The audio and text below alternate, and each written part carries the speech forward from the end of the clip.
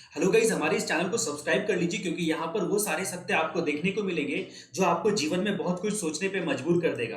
द्रौपदी बहुत अच्छी नारी थी, उन्होंने बहुत बड़ी तपस्वी थी, लेकिन उनके मुंह से एक गलती हो गई, एक निंदा निकल गई और एक निंदा उनके मुंह से इतनी भारी पड़ी कि जिन्होंने उनका सारा जीवन बर्बाद कर दिया। जी हाँ, उनके सारे पुत्र मारे गए। न केवल अभिमन्यु बल्कि सारे के सारे पुत्र द्रौपदी के मारे गए।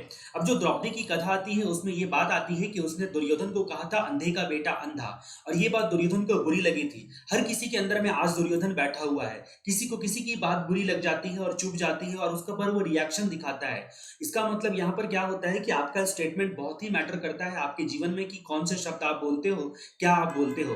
द्रौपदी जैसी तपस्विनी के साथ, जिसका साक्षात कृष्ण भगवान, जिनको अपनी बहन मानते थे और साक्षात कृष्ण भगवान की भक्ति का वरदान जिनको प्राप्त था, ऐसी द्रौपदी के साथ भी बुरा हुआ। जी हाँ, महाभारत में उनके सारे के सारे पुत्र मारे गए। उसके अलावा जब महाभारत के युद्ध को जीत जाते हैं पांडव, तो इनको राज भी भोग भी नहीं हुआ, क्योंकि इनके सारे के सारे पति यानी कि पूरे पांडव लोग संन्यास ले लेते हैं। यानी कि द्रौपदी की कथा का अंत बहुत बुरा होता है। जीवन में कष्ट तो मिलता ही है, साथ में उसके जीवन में कष्ट के साथ साथ आपने देखा महाभारत में कि उनको बहुत तकलीफों का सामना करना पड़ता है, वो अपना सब कुछ खो देती है। अगर इन्होंने अपने मुंह पे कंट्रोल किया होता, अगर अपनी बोली पे कंट्रोल किया होता और गलती से भी किसी की निंदा ना की होती, तो फिर ये समस्या ना आती। दोस्तों, एक बात जान लो, जीवन में महाभारत में रामचरितमानस में तुलसीदास कहते हैं, पर निंदा सम अघम गरीसा, दूसरों की निंदा के समान महापाप कोई नहीं है।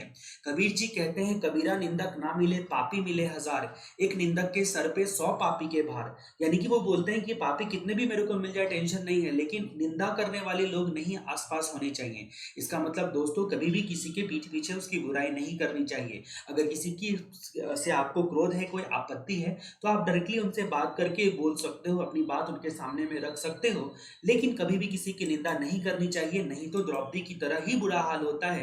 अंततः निंदा का परिणाम बहुत ही बहुत ही बहुत ही बुरा होता है। तो दोस्तों, ये वीडियोस आपको कैसा लगा आप हमें जरूर बताइएगा। हमारे चैनल को सब्सक्राइब कर लीजिए ताकि इसी तरह की जानकारी और सोचने वाली वीडियो मैं आप तक पहुंचा सकूं। अगली वीडियो तक के लिए जयराम जी की नमस्कार।